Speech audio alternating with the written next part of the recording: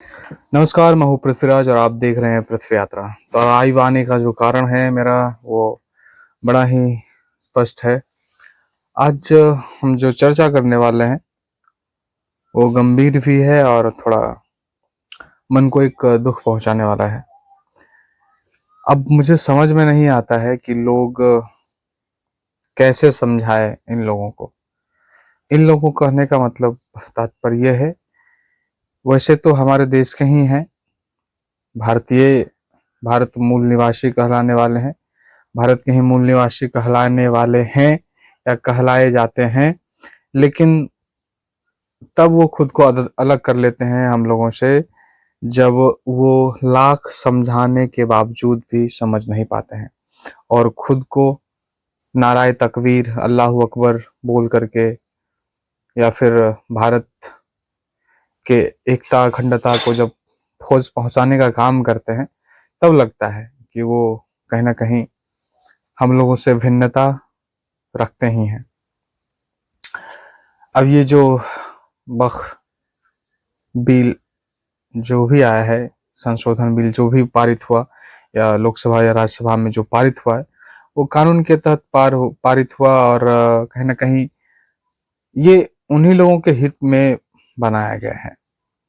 और जो वक्फ में जमीन दान करते थे, एक तरीके से मुस्लिम संप्रदाय के लोग जो भी दान करते थे उसमें, तो उसमें जो भी घोटाला या कुछ भी होता था या वास्तविक रूप से जो उसका इस्तेमाल होना चाहिए था, उसमें किसी प्रकार की कोई पारदर्शिता नहीं थी। जबकि वक्फ बोर्ड ये कोई धार्मिक मामला नहीं है, ये रख रखाव की मामला है। सरकार कोई काम कर रही है।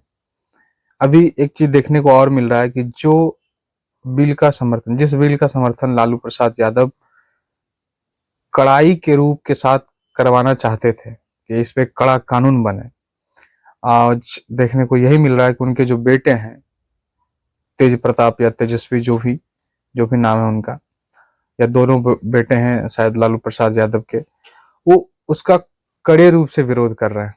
अब समझ नहीं आता है कि मुस्लिम वोटरों के लिए ये इस हद तक गिर जाएंगे कि देश की जो वास्तविक उन्नति होनी चाहिए जिस चीज से, उससे खिलवाड़ करने के लिए तैयार हो जाएंगे वोट बैंक के लिए।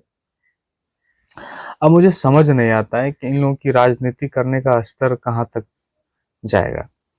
और खैर, मुस्लिम लोगों की बात की जाए, अगर मुस्लिम संप्रदाय के जो मुस्लिम धर्म को मानने वाले लोग हैं, थोड़े ज्यादा जज्बाती होते हैं और थोड़ा उनकी समझने की जो शक्ति होती है वो थोड़ा कम होती है। उनको थोड़ा अलग तरीके से समझाने की जरूरत है।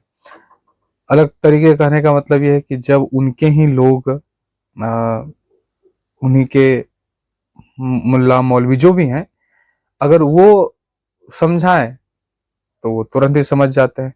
लेकिन सरकार जो एक किसी भी बिल की जो कॉपी होती है उसमें स्पष्टता लिखी रहती है किसी बिल के बारे में, उसके बारे में तो बता रही है कि भाई इसमें ऐसा कोई चीज नहीं है जिससे आपको या आपके धर्म में या कुछ आप में ऐसा हानि होने वाला है, बल्कि आपके जितने भी जगह हैं वक्फ, जो भी बिल वगैरह जो पारित हो, वक्फ में जो भी जमीन आपके हैं और उसका जो सदुपयोग होना चाहिए था वो सही तरीके से हो, पारदर्शिता आए, कहाँ कितना जमीनें हैं, कहाँ प्रयोग किया जा रहा है, तो वो आपके फायदे के लिए होगा। वास्तविक रूप से अगर देखा जाए तो वक्फ क्या है, समझने की बात है। वक्फ वो चीज है जैसे कोई व्यक्ति का कोई नहीं है लेकिन उसके पास जमीन है, उसके जाने के बाद उस जमीन का क्या होगा, तो लोग वक्फ में दान कर देते हैं ताकि उसका जमीन का सदुपयोग धार्मिक कार्यों में किया जाए। अब धार्मिक कार्यों में किया जाए मतलब सिर्फ मुस्लिम धार्मिक कार्यों में किया जाए, जैसे कि मदरसों का निर्माण हो, उससे मस्जिद चले या मस्जिद वहां पर बने, या फिर उस जमीन से जो भी आमदनी हो वो धार्मिक कामों में लगे। ये है वक्फ का मेन मकसद। लेकिन जो जमीनें बताई जा रही है, कितने 40 लाख एकड़ में करीब बात हो रही, 40 लाख एकड़ की बात हो रही है कि उतनी जमीनें वक्फ में हो, मतलब रेलवे, भारतीय रेल से समांतर उतनी ही जमीनें वक्फ के पास है, तो रेलवे कितनी कमाई कर रही है अपनी जमीन से।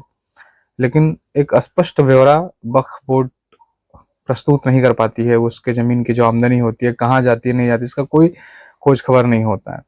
तो सरकार उसकी एक तरीके से नेशनल सिक्योरिटी का भी मामला यहाँ पे देखने को समझ में आएगा कि पहले जो उस जमीन का पैसे की आमदनी का जो प्रयोग होता था कहाँ होता था, उसकी कोई खोज खबर नहीं थी।